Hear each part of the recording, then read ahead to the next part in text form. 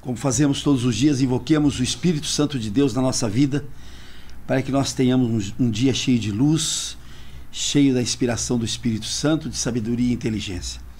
Ó Espírito Santo de Deus, nós te invocamos a tua presença em nosso coração, para que dentro de nós tu nos ensine todas as coisas, tu nos mostres o caminho pelos quais Deus quer que nós caminhemos, que tu nos mostres a verdade, Espírito Santo de Deus, que tu nos ajudes a vencer todos os problemas da nossa vida, iluminando a nossa inteligência, mostrando as soluções, iluminando a nossa vida e fazendo com que nós caminhemos debaixo da tua luz, debaixo da tua sabedoria, ó Deus da inteligência, ó Deus do entendimento, ó Deus de todas as luzes. Espírito Santo de Deus, nós queremos a tua presença em nossa vida para a nossa vitória e honra e glória do Senhor Jesus. Quem crê, diga amém. Digamos todos juntos: Senhor Jesus, nós declaramos que estamos reunidos em teu santo nome. E a tua promessa é de que quando duas ou mais pessoas estiverem reunidas no teu nome, tu estarás no meio delas. Vem cumprir a tua promessa, Senhor, e vem estar conosco aqui agora. Nós te pedimos no teu santo nome. Sintamos a presença de Jesus agora aqui, nesse recinto, junto conosco, ao lado de cada um de nós. Sintamos a presença real dele, como ele está presente em todos os lugares, e invocados ele está presente aqui entre nós. Sintamos a presença dele e aproveitemos esse momento de presença de Cristo para confessar a ele os nossos pecados. Digamos todos juntos: Senhor Jesus, nós lhe confessamos todos os nossos pecados, os nossos erros, as nossas infrações, tudo que fizemos de errado em nossa vida, todos os nossos pecados, por pensamentos, palavras, obras e omissões. Nós confessamos todos eles, Senhor Jesus, e te pedimos perdão por tudo que fizemos de errado em nossa vida. E te pedimos, Senhor Jesus, sonda-nos, entra dentro de nós, vê se alguma coisa errada está aí dentro, arranca, Senhor, e faz com que caminhemos com justiça, com paz, e dentro da tua norma e da tua lei, em nome de Jesus. Amém. Sintamos a graça do perdão. Coisa mais importante que nós temos na nossa vida é a graça do perdão. Andarmos na graça do perdão que recebemos de Cristo.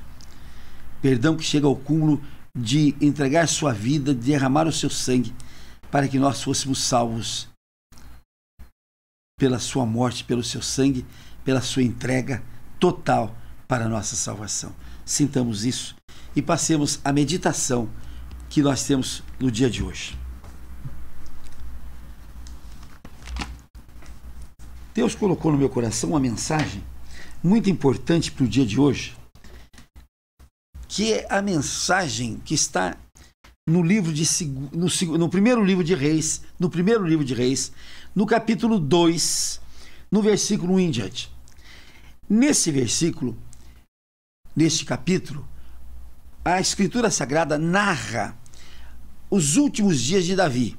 Quando Davi, já velho e alquebrado, ele já tinha constituído Salomão, seu sucessor. Davi teve uma sucessão muito tumultuada, porque Absalão pretendeu ser rei em seu lugar, filho dele. Adonias, depois também filho dele, resolveu ser rei em seu lugar. Então ele teve uma sucessão muito tumultuada, e ele fez questão, pela promessa dele, de que o seu sucessor seria Salomão. E nos instantes finais da sua vida, ele resolveu dar uns conselhos a Salomão. E esses conselhos que ele deu a Salomão, nós vamos estudá-los aqui agora. Sabe por quê? Porque são conselhos dados para um homem vencedor, que foi Davi. Dados a um homem que foi o homem mais rico e mais sábio que o mundo já viu. Então, entre esses dois homens, aquilo que eles estipularam, aquilo que eles deixaram registrado, que é o comportamento que nós devemos ter, é aquilo que nós devemos seguir. Porque o conselho foi dado por um homem que foi vencedor, que governou Israel por 40 anos, um homem que saiu lá das ovelhas, do campo das ovelhas, e foi vencendo e se tornou rei de Israel durante 40 anos, e quem recebeu esse conselho foi seu filho Salomão, que foi o homem mais sábio e mais rico que o mundo já teve. Então nós estamos no meio de duas personalidades cujos conselhos nós temos de seguir. E olha o que disse Davi aqui. Aproximando-se os dias da morte de Davi, deu ele ordens a Salomão, seu filho, dizendo... Veja que coisa interessante. A Bíblia não registra os conselhos de Davi a Salomão como um mero conselho. Registra como ordem. Deu Davi ordens a Salomão.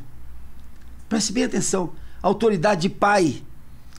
Autoridade de pai, autoridade de mãe, que a maioria do povo hoje não tem mais. Que a maioria do povo hoje abdica da autoridade do pai, a autoridade da mãe. Davi chamou seu filho na hora da sua morte, filho que ele tinha constituído rei.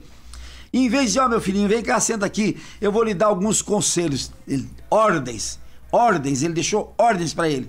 E quais são as ordens?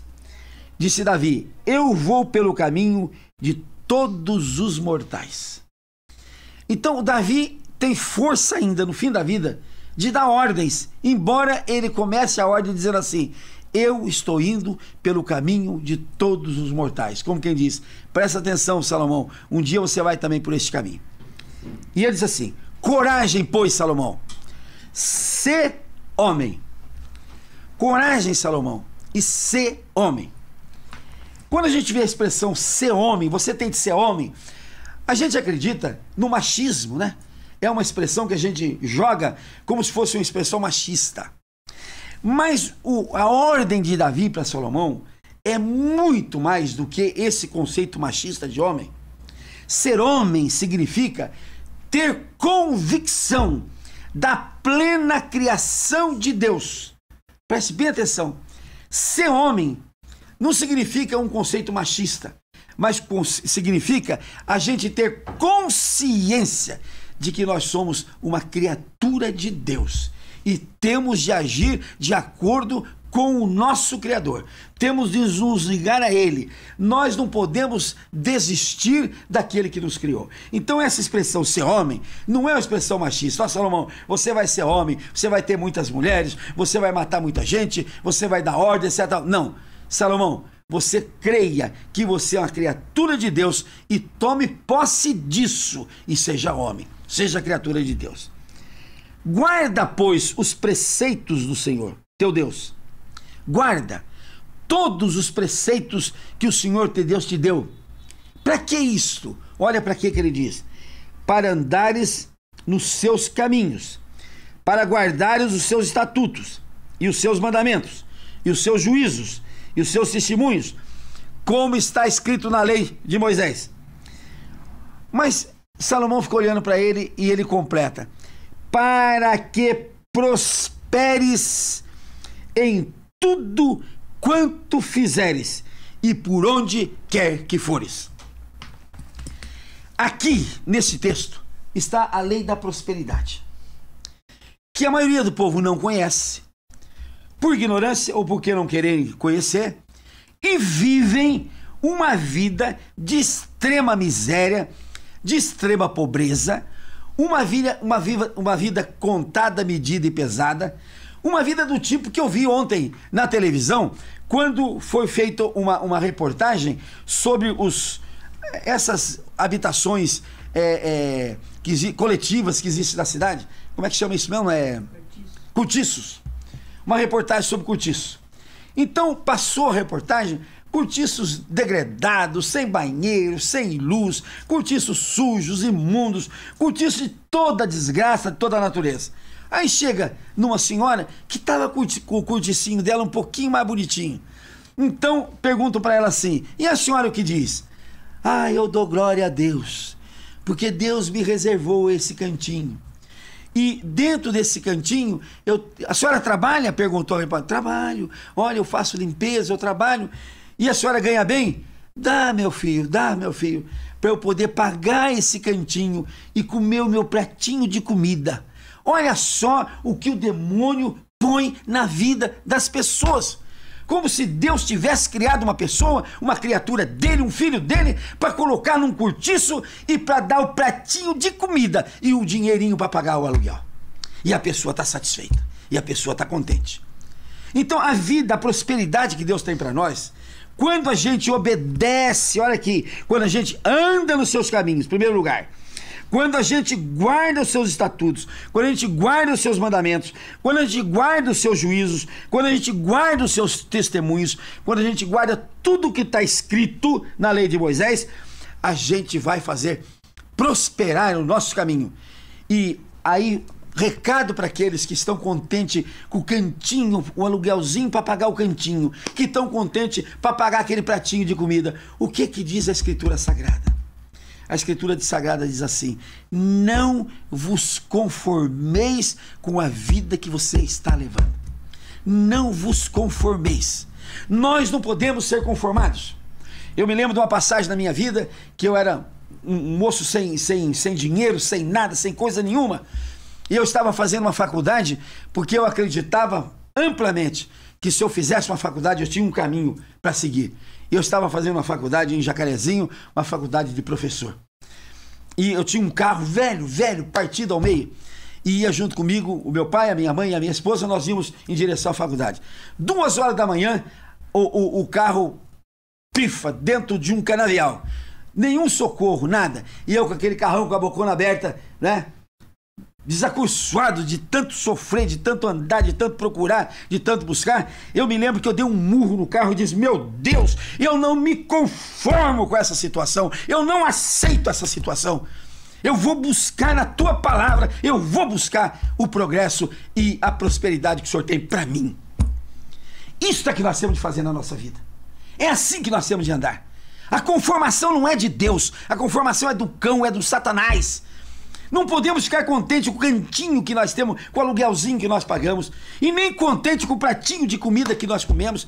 Isso é coisa do Satanás, isso é suficiência. E Deus não deu uma vida para nós suficiente. Deus deu para nós uma vida em abundância. Preste atenção. Jesus podia ter dito: eu vim para vos trazer vida, e vida em suficiência. Mas ele não disse isso. Ele disse: eu vim para trazer vida e vida em abundância. Não é vidinha, não é porcaria, é vida em abundância. E ele promete a vida em abundância para quem? Ele promete a prosperidade para quem? Para quem obedece à lei de Deus, para quem obedece os mandamentos, para quem obedece os juízos de Deus, para quem obedece a orientação de Deus, para quem obedece a Deus, para quem não se desliga do seu Criador, para quem é homem, na verdadeira acepção da palavra. Homem criado pelas mãos de Deus, à sua imagem e semelhança. Mas quando é que eu vou me convencer, gente, que eu, criatura de Deus, a menina dos olhos dele, insisto muito nesse ponto, quando é que eu vou me convencer que eu posso ser derrotado nessa vida? Mas nunca, jamais, porque a minha derrota vai ser a derrota do próprio Deus. E ele não é derrotado nunca, porque ele está comigo, ele vive comigo. É assim que nós devemos andar, é dessa forma que nós devemos viver. E Davi diz: ser homem, Salomão, ser homem, e anda no caminho de Deus para você prosperar a tua vida em tudo quanto você fizer. Em tudo quanto você fizer. E aonde quer que você for. Esta é a promessa de Deus, é a ordem de Deus. E Salomão seguiu tanto isso Salomão seguiu, que se tornou o homem mais rico e mais sábio que o mundo já teve. E nunca vai ter outro igual. Nunca vai ter outro igual. Mas será que é só aqui nesse conselho que está? Não. Vamos passar aqui no Salmo número 1, que eu não canso de passar para vocês, o Salmo número 1, olha o que está escrito aqui. Bem-aventurado o homem que não anda no conselho dos ímpios, que não se detém no caminho dos pecadores, nem se assenta na roda dos escarnecedores. Não perde tempo na vida, gente. E continua aqui: antes o seu prazer está na lei do Senhor. O prazer está nessa lei, na leitura disso aqui. E diz assim: e na sua lei medita de dia e de noite. É como a árvore plantada junto à corrente das águas, que no devido tempo dá o seu fruto, e cujas folhas não murcham. E agora está escrito aqui: e tudo quanto ele fizer, prosperará. A prosperidade é de Deus. A prosperidade é dádiva de Deus, é dom de Deus, que todos nós temos direito. Eu tenho visto gente dizer assim, não adianta, é que meu bisavô foi pobre, meu avô foi pobre, meu pai e minha mãe foram pobres, e eu não tenho outra saída, eu tenho de ser assim. Não tem esse determinismo da pobreza, não existe isso. Deus nos criou para sermos ricos. Não é rico de esbanjar, não é rico de jogar dinheiro fora, não. É rico de ter uma vida digna, ter uma vida certa, uma vida honesta, uma vida bacana, uma vida de sobra, uma vida de abundância. Eu quero lembrar aqui um episódio em que João, que estava no cárcere, mandou perguntar para Jesus se ele era o Messias ou devia esperar por outro. Jesus disse para os emissários, fica aí e vê. Aí curou cego, curou surdo, curou mudo, curou coxo, curou leproso, curou todo mundo. E disse assim, agora você vai pro João e diga para ele o que você viu aqui. Os cegos veem, os coxos andam, os surdos ouvem, os leprosos são limpos e aos pobres é pregado o evangelho. Jesus deu a vista para o cego, deu o ouvido para o surdo, deu o andar para o coxo, deu a limpeza para o leproso e aos pobres que não estavam doentes, ele deu o evangelho. Se Deus deu o melhor para os outros, ele deu para o pobre o melhor. E qual foi o melhor? O evangelho. E aquele que seguiu o evangelho, preste atenção, evangelho não é coisa piegas, não. Evangelho não é conto de fita de congregado mariano no pescoço, não. O evangelho é coisa de gente que quer crescer, que quer prosperar, que quer ser alguém na vida. Esta é a verdade. E quando se crê, a gente tem coisas como a Bíblia registra aqui. A Bíblia registra coisas maravilhosas. Vamos no livro Atos dos Apóstolos. Livro escrito por Lucas, que escreveu o Evangelho de Lucas, e era um historiador, e era um homem caprichoso, e era um homem que buscava testemunho, que buscava tudo. No capítulo 5, ele tem uma narrativa muito interessante, mas muito interessante. Olha o que ele diz assim: muitos sinais e prodígios eram feitos entre o povo pelas mãos dos apóstolos, e costumavam todos reunir-se de comum acordo no pórtico de Salomão. Mas dos restantes, ninguém ousava aliar-se a eles, porém o povo lhes tributava grande admiração. Agora veja aqui. E crescia mais e mais a multidão dos crentes, tanto homens como mulheres, agregados ao Senhor, através dos apóstolos. A ponto, agora aqui que eu quero ressaltar, a ponto de levarem os enfermos até pelas ruas e os colocarem sobre leitos e macas, para que, ao passar Pedro, ao menos a sua sombra, gente, a sua sombra, se projetasse em algum deles. Afluía também muita gente das cidades vizinhas a Jerusalém, levando doentes e atormentados de espírito, e todos eram curados. Vejam o poder de Deus, vejam o poder da fé, vejam o poder do evangelho, vejam o poder da palavra, vejam o poder daqueles que creem no Senhor. Aquele povo pegava os seus doentes, os seus aflitos, os endemoniados, e levava nas ruas, e colocava nas caminhas, na rua. E para quê? Para que quando Pedro passasse, a sombra de Pedro, vejam bem, a sombra de Pedro curasse as pessoas. E o que é que a gente vê? Olha aqui, o jornal de hoje. SUS terá prazo para tratar câncer. Precisa um decreto, gente. Precisa um decreto. Porque os cancerígenos, os cancerosos, eles permanecem durante muito tempo sem ter o tratamento. Não conseguem chegar nos órgãos que tenha o tratamento necessário, os remédios necessários, que tenham a radiologia, que tenha o tratamento de câncer. Não conseguem. Então tem um decreto agora que obriga o SUS a, dentro de 60 dias, começar o tratamento. E eu tenho visto gente que nos 60 dias que o câncer aparece já morre. Então, se for esperar o SUS, ó, a viola foi pro saco. Mas olha o que nós temos no ano de 2012. Nós temos no 2012, até agora, 257 mil novos cancerosos no Brasil, de masculino, de homem, e 260 mil mulheres cancerosas no Brasil, só no ano de 2012. Só no ano de 2012. 37% desses cancerosos são provenientes do vício do cigarro. Do vício do cigarro. Eu não sei como é que tem gente ainda, depois disso tudo, ainda arranca a carteira de cigarro e ainda bota aquele pito na boca e ainda fica expelindo fumaça que é veneno para eles e veneno para os outros. Houve uma propaganda na televisão que era chique fumar. Os grandes artistas fumavam. Tinha músicas de cowboys que puxavam o pito e fumavam. Mas, meu amigo fumante, hoje é uma vergonha. Hoje é feio. Hoje é horrível você puxar um cigarro. Não tem mais charme nenhum. Não tem mais beleza nenhuma. E todo mundo que vê você puxar o cigarro vira a cara, vira o rosto e fica enfarado com você. Você hoje desagrada todo mundo quando você puxa o cigarro. Para com isso, meu filho, antes que você se torne um daqueles que está com câncer.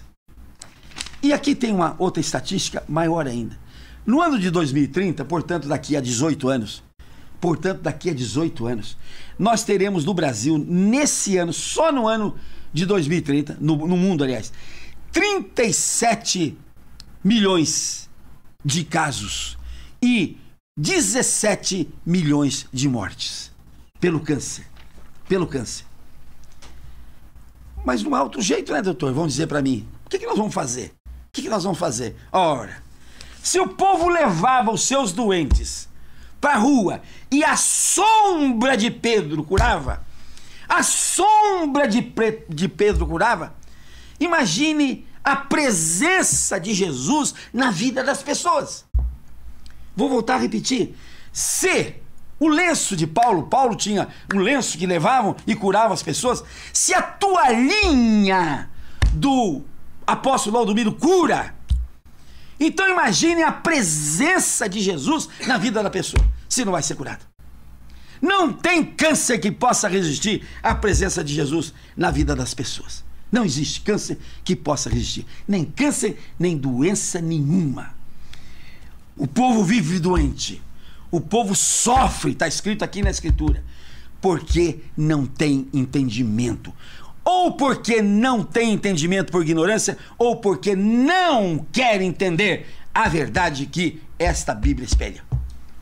E o pior que é a coisa interessante, ele não aceita a Bíblia e o que ele põe no lugar? Põe uma porção de bobagem, uma porção de besteira. Eu tenho um irmão que sofreu um AVC, eu fui fazer oração por ele, o que eu encontrei nele? Encontrei fitinha do Bom Jesus, fitinha do candomblé, fitinha não sei do que, no pé, na mão, no pescoço, nos braços, em tudo quanto foi lugar. Mas como é que esse homem pretende ser curado? Como é que ele acha que vai ser curado? Se ele recorre a quem não tem poder. Ele não tem entendimento. E a família também não tem. Porque eu fui lá e disse, olha, eu vou fazer uma oração por ele e ele vai levantar desta cama e vai andar se vocês tirarem esses coisas dele aí. A minha cunhada disse, não, deixa ele com esse negócio todo, deixa na cama mesmo, deixa com esse negócio todo. Gente, como é que faz a vida? Quem não quer receber Cristo no coração,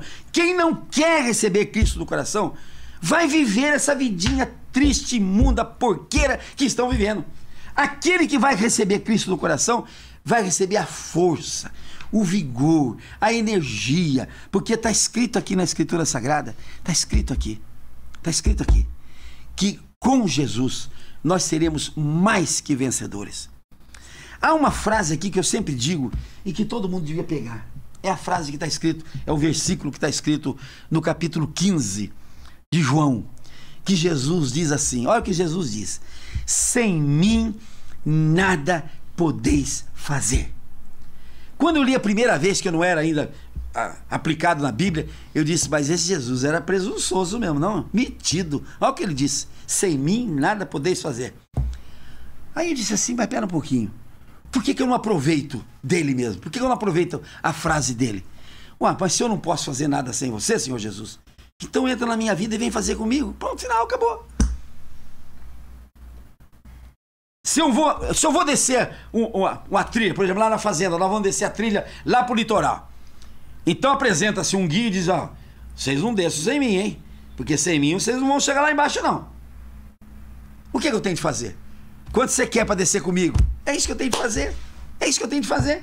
Porque ele está dizendo, o senhor não conhece. Isso aqui é perigoso. A trilha é perigosa. O senhor vai se perder no meio da mata. Sem mim, o senhor não chega lá embaixo. Então, meu filho, quanto você quer para descer comigo? É isso que eu tenho de fazer. Jesus disse, sem mim nada podeis fazer. O que nós temos de falar? Senhor Jesus, o que o senhor quer de mim? Para o senhor ficar comigo e me levar para essa vida vitorioso na vida. Aí ele diz assim, sem mim você não faz nada. Mas comigo, você será mais que vencedor. Com Jesus não tem meia conversa. Como ele disse, eu vou dar vida, e não falou vida com suficiência, ele falou vida em abundância.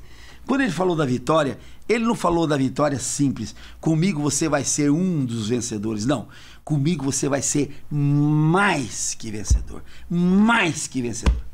Esta fé é que deve nos levar a viver uma vida completamente diferente daquela que nós estamos vivendo.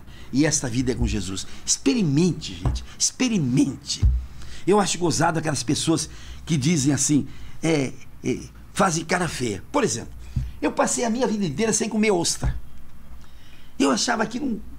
Eu olhava assim e dizia, o que é isso? Não, eu não gosto disso aí. Mas eu nunca tinha experimentado. Nunca tinha experimentado. Então como é que eu dizia que eu não gosto de ostra? Não, não gosto de ostra. Virava a cara. Né? Agora quando foi esses dias, apareceu a ostra a R$1. Eu falei, mas R$1 eu vou gostar. Né? E mandei 9 ostras, 9 só. Falei, mas que coisa boa, que coisa gostosa. E o homem falou assim, ó, depois que o senhor comer isso aí, o senhor vai sentir um fervor assim, né? O senhor vai sentir um fervor, o senhor se joga na água aí. Tá, muito bem. O que tem a ostra? Tem cálcio, tem vitamina, tem tudo quanto é coisa boa que o mar joga dentro dela. E eu passei a minha vida inteira sem comer aquilo, por quê? Por quê? Porque eu não quis experimentar, porque eu achei que, não, isso eu não vou comer, isso eu não gosto disso. Experimenta, gente, experimenta Cristo. Experimenta Cristo para vocês verem o que é a força, o vigor, a maravilha que é viver com Cristo, a vitória que vocês terão vivendo com Cristo Jesus. Experimenta.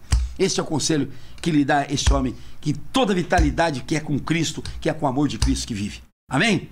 Amém.